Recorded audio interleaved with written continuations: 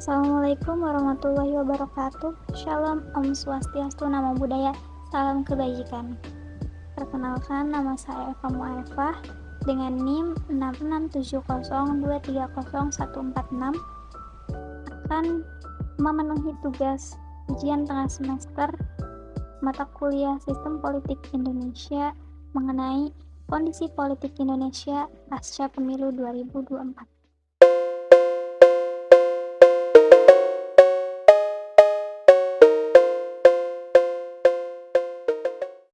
Sebelum saya menjelaskan bagaimana kondisi politik di Indonesia pasca pemilu, saya akan menjelaskan bagaimana proses perjalanan sejarah dari pemilihan umum itu sendiri.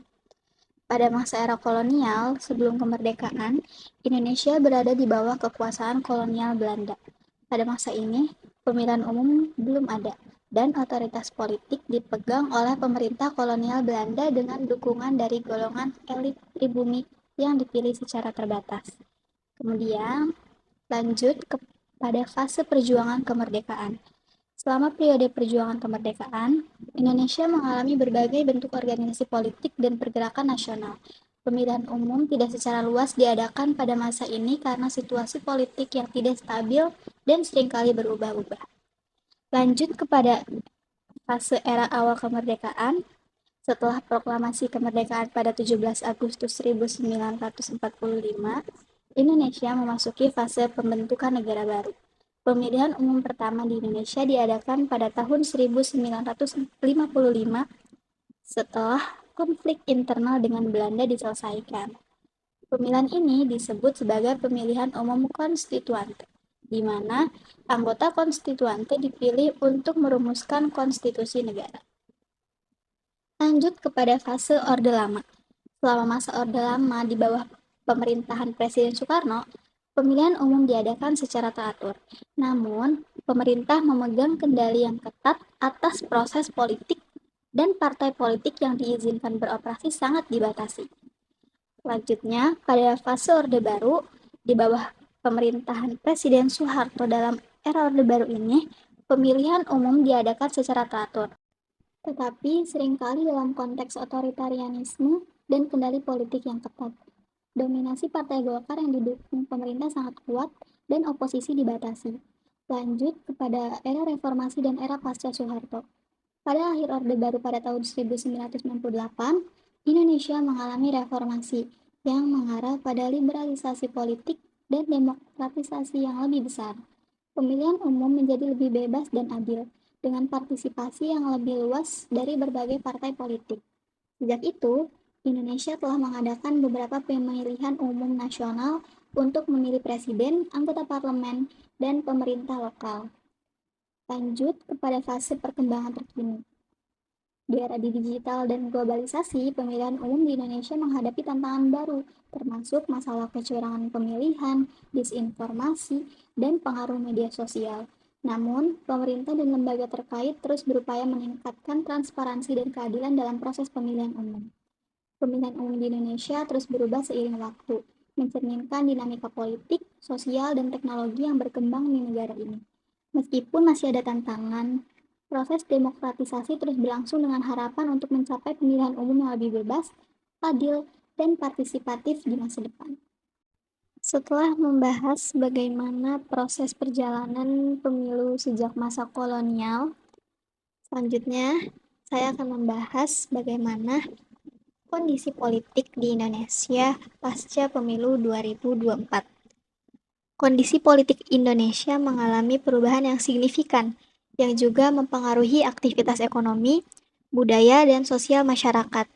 Secara ekonomi, ketidakpastian politik dapat terlihat dari respons pasar dan investor terhadap hasil pemilu. Sejumlah analis ekonomi menyoroti dampak negatif dari ketidakpastian politik terhadap pasar keuangan dan investasi. Berita dari berbagai sumber seperti Bloomberg memberikan liputan mendalam tentang bagaimana pasar saham mengalami fluktuasi dan investor mengurangi eksposur mereka terhadap aset-aset Indonesia karena ketidakpastian politik pasca pemilu. Namun, beberapa pakar investasi juga menyebutkan dengan kejelasan quick count atau penghitungan cepat pasca pemilu menyebabkan pasar mengalami kenaikan dan memiliki potensi dalam mendapatkan investor-investor baru. Relatively memberikan impact yang positif ya, bukan impact yang negatif. Karena kalau kita lihat dari beberapa election di 3-4 election sebelumnya, 2014, 2019, dan bahkan sebelumnya, itu rata-rata konsumsi itu naik 5%. Bersyukur sekali ya, pemilu kita sudah selesai dilaksanakan dengan baik, dengan lancar, dan kita tentunya berharap keadaan yang baik ini terus berlanjut ya sampai adanya pengumuman resmi dari KPU. Karena memang kalau kita bicara secara historis, investor itu sangat tidak suka ketidakpastian dan biasanya agak menahan diri untuk berinvestasi, untuk ekspansi ketika menghadapi proses pemilu, dan kemudian baru akan appetite-nya meningkat lagi setelah pemilu itu selesai dan didukung dengan kebijakan pemerintah yang lebih pasti. Tapi kita lihat di sana bahwa Prabowo Gibran unggul di atas 55%. Seperti apa Anda melihat potensi investasi saham pasca pemilu? Semenarik apa? Oke, kalau dari market sendiri, kalau kita ngomong itu yang biasa tidak disukai market adalah uncertainty, jadi ketidakpastian. Nah, di mana kalau dari hasil quick count mungkin pasangan nomor 2 ya posisinya unggul begitu di versi quick count. Nah ini dan tagline yang mereka bawa itu kan keberlanjutan. Nah ini biasanya market akan lebih suka kepastian yang seperti ini, dalam arti sektor mana yang kira-kira akan impactful nanti. Kalau memang hasilnya pun tidak akan berbeda jauh, entah itu 1 putaran atau 2 putaran nanti. Jadi market sendiri cukup stabil gitu ya kalau saya lihat menghadapi hasil dari quick count ini. Setelah membahas kondisi politik Indonesia dari sektor ekonomi, selanjutnya saya akan membahas dari segi budaya. Dari segi budaya ini, seringkali terjadinya polarisasi politik. Polarisasi politik juga mempengaruhi kehidupan sehari-hari masyarakat. Berbagai media massa, termasuk portal berita online dan stasiun televisi, melaporkan meningkatnya ketegangan antar kelompok masyarakat dengan pandangan politik yang berbeda. Misalnya, demonstrasi pro dan kontra terhadap hasil pemilu sering terjadi di berbagai kota besar, mencerminkan ketidakpuasan dan polarisasi yang ada di antara masyarakat. Berikut ini merupakan penyebab mengapa polarisasi itu memberikan dampak yang tidak baik terhadap hubungan antar masyarakat dalam bernegara.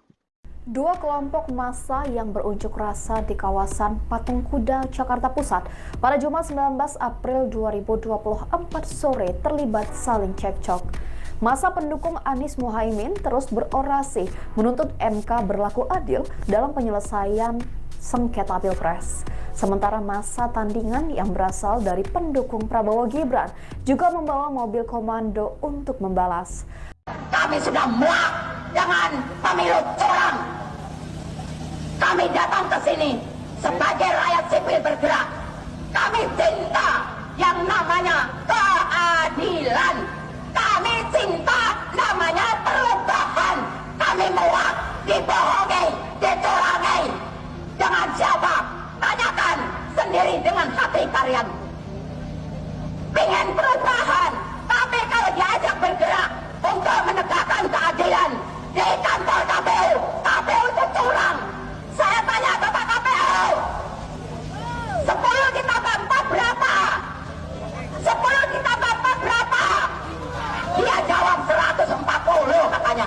Goblok enggak? Goblok apa enggak? Tolol apa goblok? Ngakunya insinyur, ngakunya profesor, tapi diajak jebun neraka. Dia mau dengan money dan jabatan yang terjual belikan negara kita oleh siapa? Komunis Cina. Ini fakta. Kalian gak usah takut menyampaikan kebenaran. Kalian gak usah takut. Yang hak katakan hak, batil katakan batil. Allahu Akbar.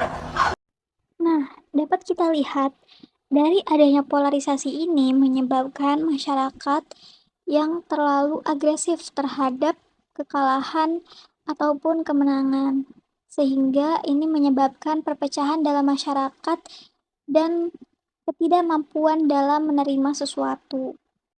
Kemudian, Gejolak pasca pemilu juga menciptakan gelombang aktivisme sosial yang kuat. Berita dari BBC Indonesia atau Kompas menyajikan liputan tentang berbagai aksi protes dan kampanye advokasi yang dilakukan oleh LSM dan kelompok-kelompok masyarakat sipil untuk menekan pemerintah agar bertindak lebih transparan dan akuntabel. Contoh konkretnya adalah demonstrasi besar-besaran yang diadakan oleh mahasiswa dan buruh untuk menuntut perubahan kebijakan politik dan ekonomi. Sedangkan di ranah budaya, seni dan kegiatan budaya menjadi sarana untuk mengungkapkan pendapat politik dan sosial. Berbagai seniman dan budayawan menggunakan karyanya untuk menyuarakan aspirasi dan kritik terhadap keadaan politik yang ada. Misalnya, pameran seni kontemporer di galeri-galeri budaya seringkali memperlihatkan karya-karya yang mengangkat isu-isu politik kontemporer seperti demokrasi, korupsi, dan hak asasi manusia. Namun, keadaan yang jelas setelah pemilu 2024 adalah Indonesia memasuki periode politik yang penuh gejolak dan kompleksitas yang memerlukan penanganan yang cermat dan bijaksana.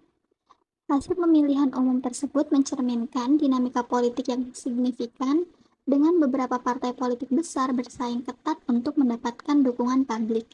Namun, keberhasilan pemenangan partai-partai tertentu tidak terlepas dari kontroversi dan klaim kecurangan yang mengiringinya.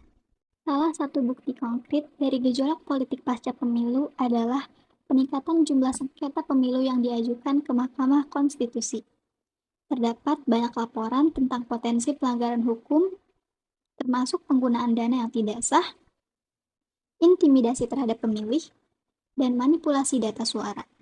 Hasilnya, Mahkamah Konstitusi menjadi pusat perhatian dengan sidang-sidang yang disiarkan secara langsung dan menjadi fokus perdebatan publik yang sengit. Selain itu, media massa dan platform media sosial dipenuhi dengan berita dan opini-opini yang beragam terkait hasil pemilu.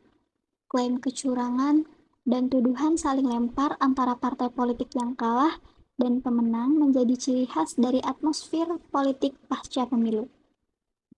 Misinformasi dan propaganda juga menjadi masalah serius, memperdalam kesenjangan antara kelompok masyarakat dan mempersulit pencarian kebenaran. Dalam upaya untuk mengatasi ketegangan politik dan memulihkan kepercayaan publik, pemerintah Indonesia membentuk komisi independen untuk menyelidiki klaim kecurangan dalam pemilu. Komisi ini bertugas untuk mengumpulkan bukti-bukti konkret, mendengarkan kesaksian dari berbagai pihak, dan mengeluarkan rekomendasi untuk memperbaiki proses pemilu di masa yang akan mendatang.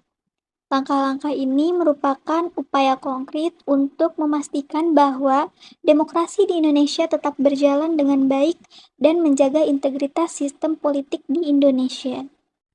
Dalam proses politik pasca pemilu, partisipasi aktif masyarakat sipil dan LSM menjadi sangat penting.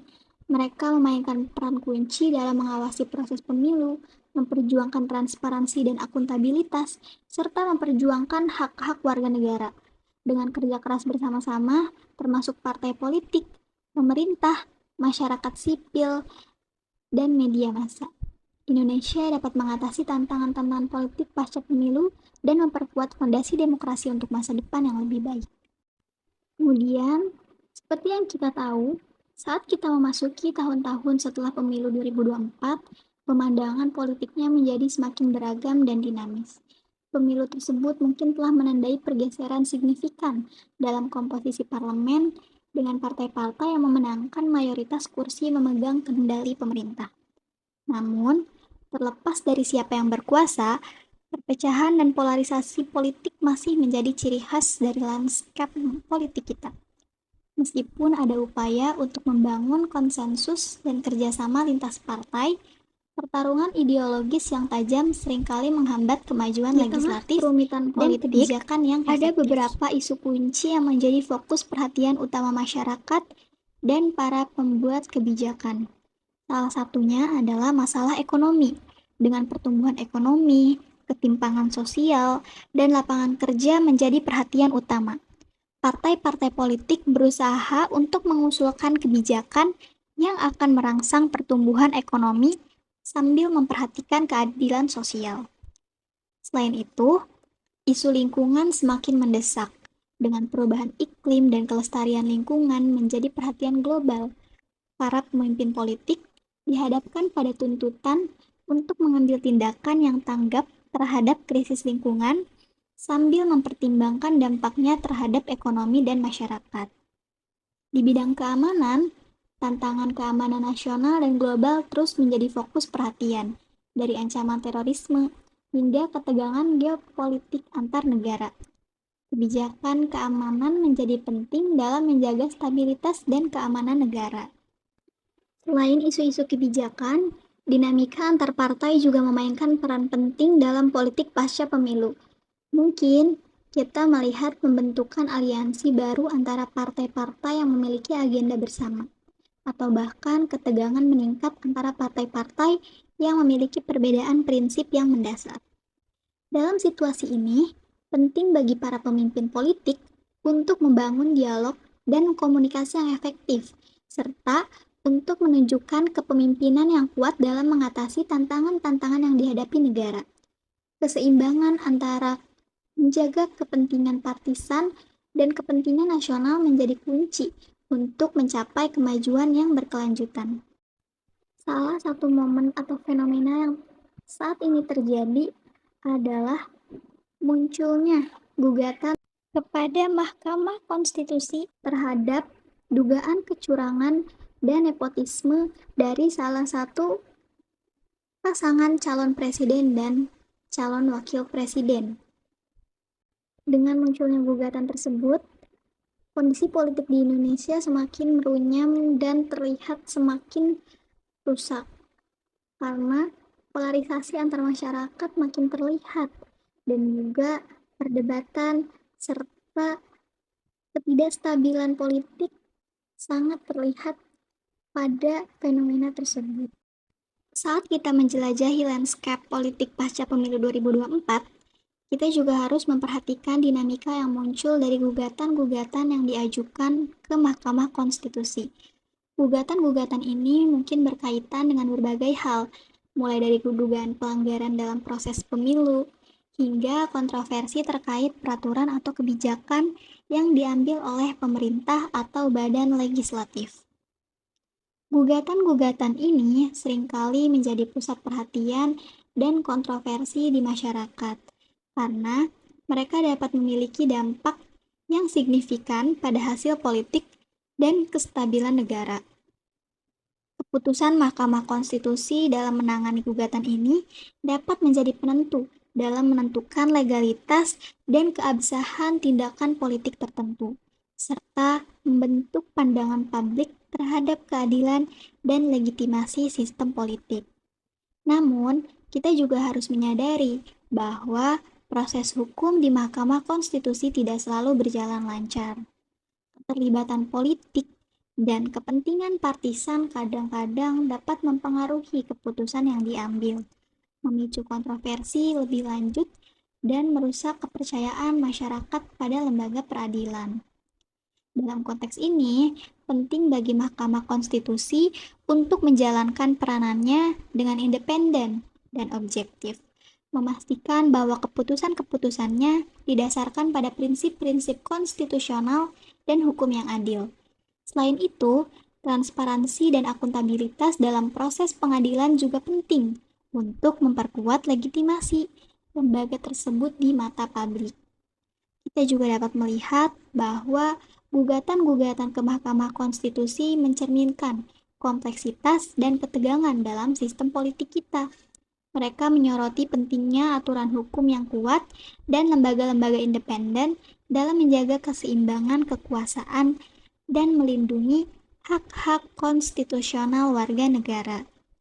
Dalam menghadapi tantangan ini, penting bagi semua pihak, baik politisi maupun masyarakat sipil, untuk menghormati proses hukum dan meyakini bahwa penegakan hukum yang adil adalah landasan bagi sebuah negara demokratis yang berfungsi dengan baik.